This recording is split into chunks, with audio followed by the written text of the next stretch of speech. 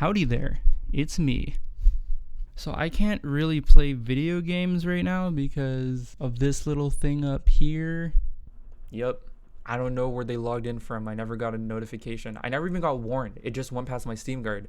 And they purchased $900. They charged it to my PayPal account. Then just started popping off and just buying random shit. Yeah, it's annoying, but hey, you get videos. I'm forced to be productive now. I have no excuse. If you haven't noticed, uploads have been very sparse over the past couple of years, and that's due to a multitude of things that I've already made videos about. But one of the things that really impacted that was constantly changing tools and just trying out new software and hardware and whatnot.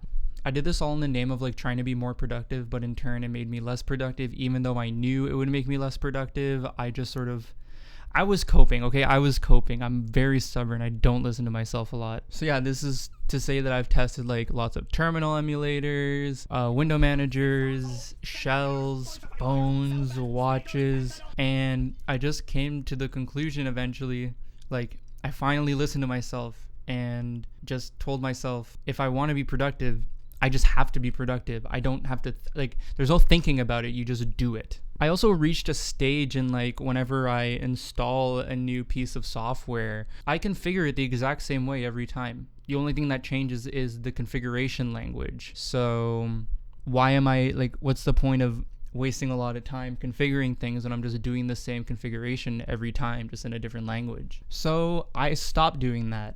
And that's what I'm going to talk about today. Today I'm going to talk about things that I just stopped using in the name of stability and just not having to think about it anymore. Also, I'm hella broke and cannot afford to try new things anymore. So if you want to support me, consider becoming a member of the channel down below. It helps out. Consider joining the Discord server and just sharing around videos of mine that you find interesting. Yeah. Oh, yeah!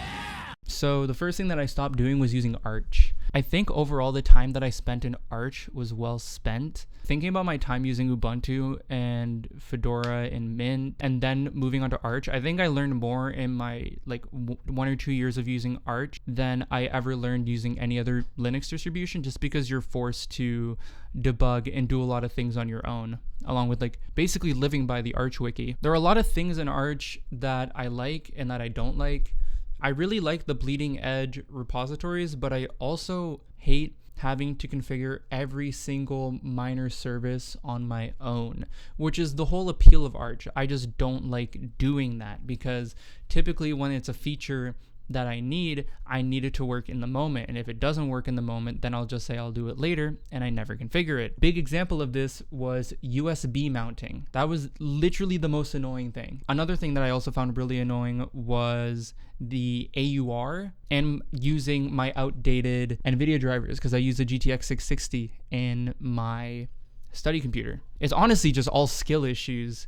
I just don't want to use Arch anymore. It's just not for me. It's a great distribution. I just don't want to use it. Instead, I switched over to Fedora. But honestly, I could be using Debian SID or Endeavor or whatever.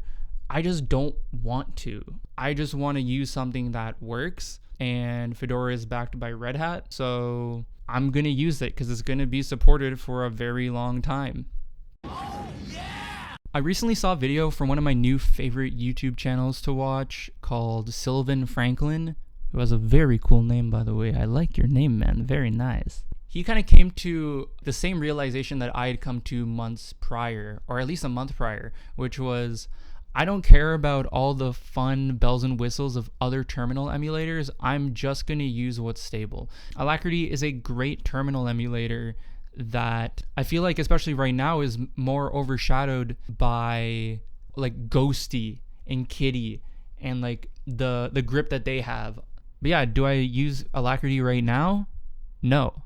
Actually, I use Ghosty. I switched over to Ghosty because I like its font rendering more. That's it. But overall, my configuration across any terminal emulator is very minimal, and it's basically the same across every single terminal that I've used, just with different syntax because they use different configuration syntax. Image viewing, I never use it. PDF previews, I also never use it. In-house multiplexing, I use tmux. Cursor animations, they're cool, but I can live without them.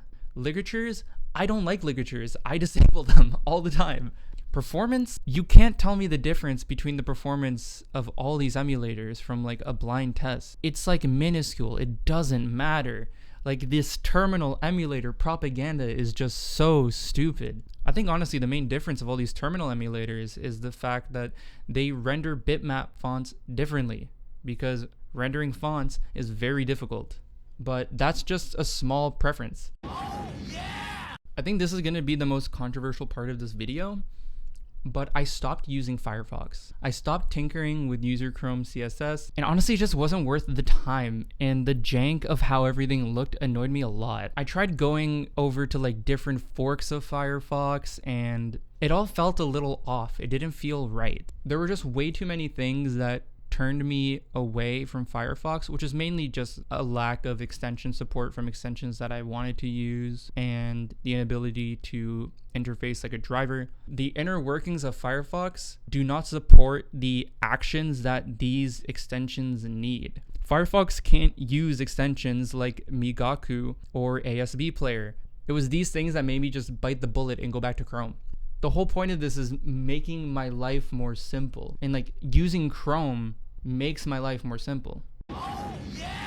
So my dad got a phone upgrade sometime this year, so I got his old phone, and this is that phone. It is an iPhone 14 Pro Max. iPhone 16 Pro Max. And I have it set up in a way where it's supposed to not distract me as much. But truth be told, I've been going through a rough patch. So typically when I end stream, I just end up doom scrolling. I spend a lot of time doom scrolling, and I guess this video is sort of like an accountability point for me to like stop messing around and actually like take things seriously. My good friend Chetbet, I love you Cameron, he made a video recently about how he made his phone less appealing, and I recommend you check that out because that's what I'm doing basically. Yeah. And the last thing I did to sort of simplify my life living online, like working with technology, this thing right here. I'm back to using my HHKB. I don't use my Ergo Split anymore for two reasons. Actually, a lot more reasons. For one, I like typing in other languages. Separate language layouts were mainly decided for either ANSI or ISO. When they were like developing input processing and different like keyboard layouts and like how to handle like all these like accent keys and whatnot, they weren't thinking about a 23-year-old autistic man switching around all the symbols so then he can program more ergonomically. It just wasn't in their mind. I also hated using the US International layout, like that was the one I was using instead.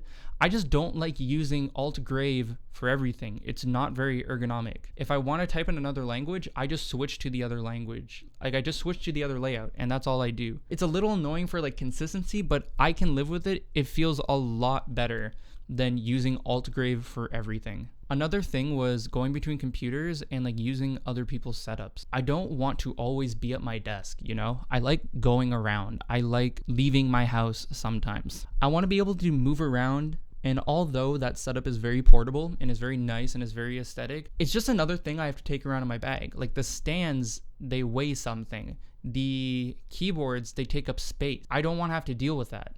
Also, my keyboard would constantly be knocked around when I was typing. Like the keyboard was too chunky that it couldn't sit stably on my desk. Do you want to know what does sit stably on my desk? My HHKB I bought 4 years ago that's on a towel. It's like there's no rubber here. It's just a towel.